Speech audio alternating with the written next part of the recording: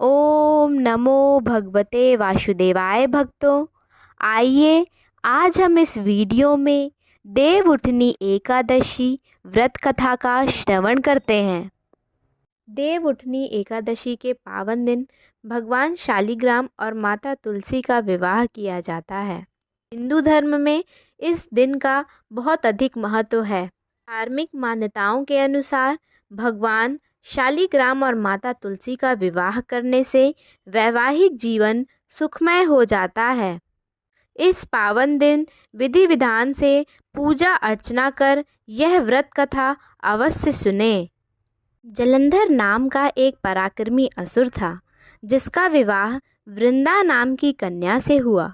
वृंदा भगवान विष्णु की परम भक्त और पतिव्रता थी। इसी कारण जलंधर अजेय हो गया। अपने अजेय होने पर जलंधर को अभिमान हो गया और वह स्वर्ग की कन्याओं को परेशान करने लगा।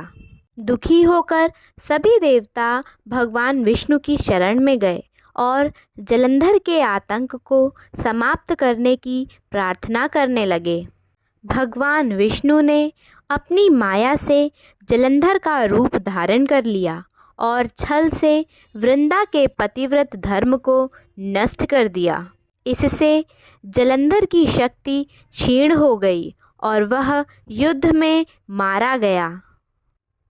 जब वृंदा को भगवान विष्णु के छल का पता चला तो उसने भगवान विष्णु को पत्थर का बन जाने का श्राप दे दिया।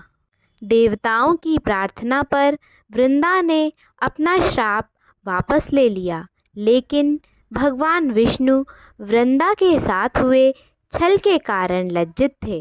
अतः वृंदा के श्राप को जीवित रखने के लिए उन्होंने अपना एक रूप पत्थर रूप में प्रकट किया, जो शालिग्राम कहलाया।